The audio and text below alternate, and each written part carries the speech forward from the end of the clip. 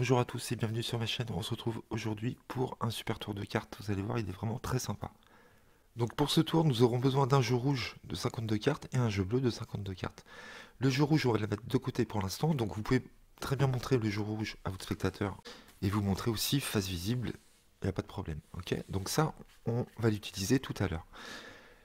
On a le jeu bleu et on va distribuer. Donc vous pouvez montrer également le jeu bleu à votre spectateur. Ok. Et vous allez distribuer les cartes une à une, et vous allez lui demander de vous dire stop quand il le désire. Donc, vous faites défiler les cartes.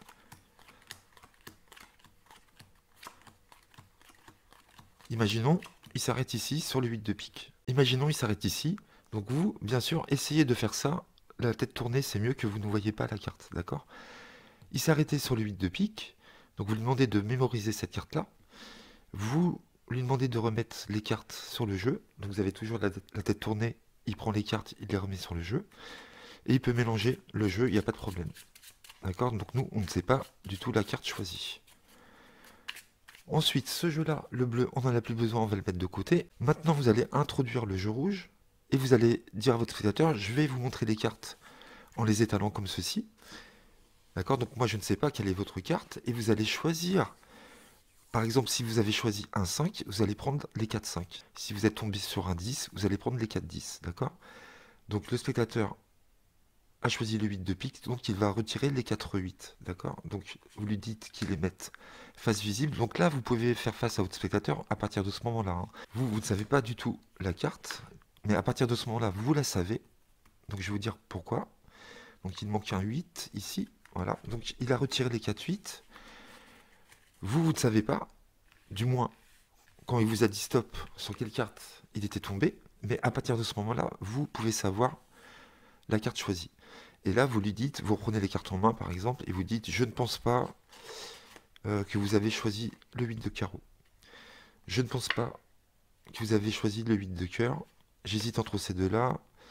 Je ne pense pas que vous avez choisi le 8 de trèfle. Je pense que vous avez sélectionné le 8 de pique. Donc là, vous retrouvez sa carte. Donc là, le premier effet est déjà très fort, puisque vous n'avez pas vu du tout sur quelle carte il s'est arrêté. Et vous lui dites, ce qui est très bizarre, c'est que vous avez choisi le 8 de pique parmi les trois autres 8. Et si on retourne les cartes, vous voyez, il n'y a rien de spécial derrière les trois autres 8. Mais si on regarde la carte que vous avez sélectionnée au dos, on s'aperçoit qu'il y a une vignette bleue. Et c'est la seule carte parmi les 4-8 qui a une vignette bleue. Voilà, donc là, vous avez le deuxième effet killer qui est vraiment très fort. Donc là, vous avez fait un deuxième effet à votre spectateur et c'est l'effet le plus fort du tour. Voilà. Tout de suite après, si vous voulez, vous pouvez très bien montrer le jeu rouge en disant regardez, c'était la seule carte qui avait une vignette bleue derrière les cartes rouges. Voilà. Vous pouvez faire ça, mais ça, c'est pas obligatoire. Mais je vous conseille vivement de montrer les cartes à la fin pour montrer que c'était la seule carte avec une étiquette bleue. Ok? Voilà. Ça renforcera l'idée que la seule carte choisie était la seule carte avec une pastille bleue. Donc voilà pour ce tour. J'espère que vous avez apprécié. C'est vraiment très simple à faire, vous allez voir. On va passer à l'explication tout de suite. Donc vous aurez un petit arrangement à faire, vous allez voir, c'est très simple. Donc vous prenez votre jeu rouge, vous prenez 13 cartes au hasard, c'est-à-dire au hasard, pas tout à fait. Vous allez prendre de l'as au roi, mais vous allez prendre n'importe quelle famille. Pique, cœur, trèfle, carreau, on s'en fiche. Mais il faut qu'il y ait 13 cartes de l'as au roi, d'accord? Vous pouvez mélanger ces cartes-là si vous voulez, il n'y a pas de souci. Et vous allez coller derrière une vignette, une petite étiquette bleue. Ensuite, avec les cartes bleues, donc ça c'était les rouges, avec les cartes bleues, vous allez prendre les mêmes cartes, d'accord? Exactement les mêmes. Et peu importe l'ordre, vous pouvez les mélanger également aussi.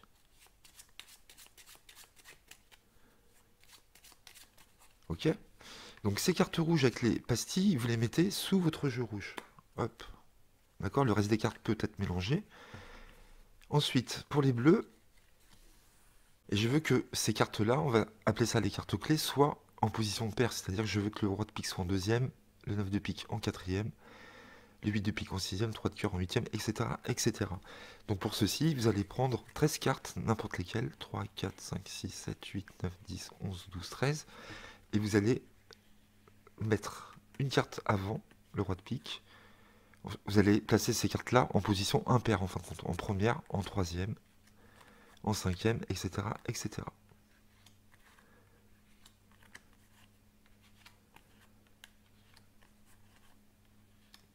faites ça jusqu'à la fin.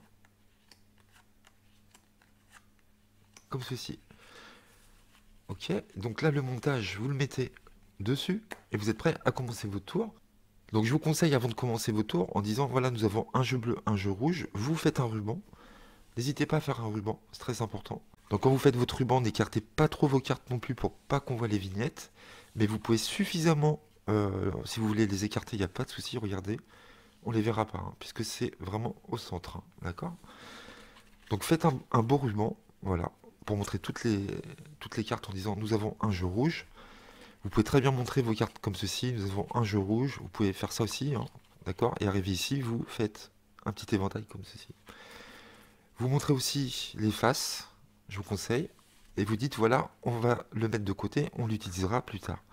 Pour l'instant, on va utiliser le jeu bleu, donc vous montrez le jeu bleu également, et les dos aussi, vous pouvez, il n'y a pas de problème, ok? Là, vous allez vous retourner à ce moment-là, et vous dites je vais retourner les cartes une à une comme ça, et vous allez me dire stop quand vous voulez. Donc là, ce qu'il faut faire, c'est qu'il faut compter le nombre de cartes que vous distribuez. Pourquoi? Parce qu'on sait que chaque carte paire, positionnée en deuxième, quatrième, sixième, huitième, dixième, il faudra que ce soit cette carte-là que le spectateur choisit, d'accord? Donc vous retournez, vous commencez à compter face visible ou face cachée, c'est à vous de voir, peu importe. 4, 5, 6. Imaginons, il dit stop ici à 6, d'accord? Je sais qu'il s'arrêtait sur un nombre. Je sais qu'il s'arrêtait sur un chiffre pair, donc je sais que cette carte-là, elle aura une vignette dans le dos, ici dans le jeu rouge, d'accord?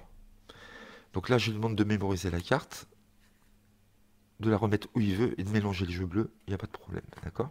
Ça sert à rien, mais vous pouvez le faire quand même.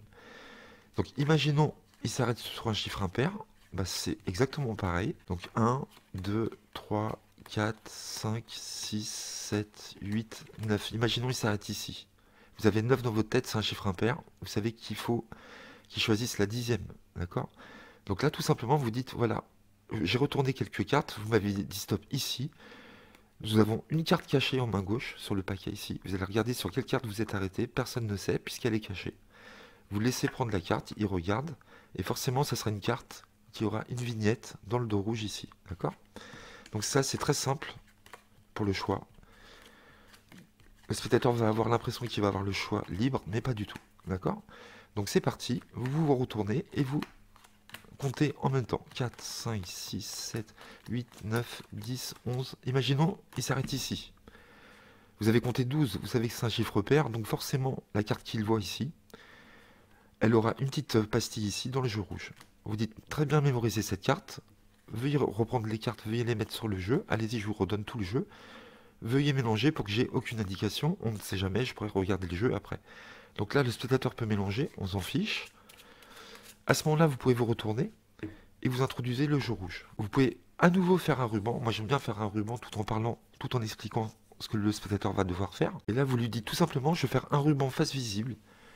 Je ne sais pas quelle est votre carte, mais vous allez sortir, par exemple, si vous aviez choisi un 5, vous allez sortir les 4 5.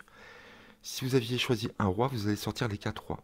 Mais vous n'allez pas me dire, parmi ces 4-là, quelle est votre carte. D'accord? Vous les sortez juste, simplement. Donc là, forcément, nous avons notre arrangement ici, d'accord? Des cartes paires. Donc je sais que... Donc là, à ce moment-là, vous ne savez pas la carte, et il a choisi l'as de trèfle. Donc il va sortir les 4 as. Donc vous regardez où il sort les as, d'accord? Il y en a un ici, il y en a un ici, et forcément, l'as, la carte quelconque qui va sortir ici de ce côté-là, dans cette partie-là, vous saurez que c'est la carte qu'il a sélectionnée, tout simplement. Et vous lui demandez de les mettre face visible comme ceci, vous le laissez faire. Donc attention, ça peut être risqué si vous dites à votre spectateur de sortir lui-même les cartes, parce qu'il pourrait malencontreusement retourner la carte. Ou c'est-à-dire que s'il sort les cartes, il pourrait voir le dos, d'accord? Donc vous lui dites, donc pour pallier à ça, vous lui dites simplement de prendre ces cartes et de les glisser sur le tapis, d'accord? Plutôt que de les prendre. Comme ça, il n'y aura aucune chance qu'il voit les dos, hein, d'accord? Donc là, comme vous savez qu'il a pris l'as de trèfle à droite, vous savez que c'est l'as de trèfle qu'il a choisi. Vous lui dites, ok, donc là je sais que forcément, il y a un as parmi ces quatre-là que vous avez choisi, mais lequel je ne sais pas. Je vais essayer de deviner. Donc là, vous faites votre cinéma, vous faites ce que vous voulez. Et donc moi, je prends les cartes en main et je dis, je ne pense pas que ça soit cet as-là. Je ne pense pas que ce soit celui-ci. J'hésite entre ces deux. Je pense que vous avez choisi l'as de trèfle. D'accord? Donc là, premier effet. Très bien. Super.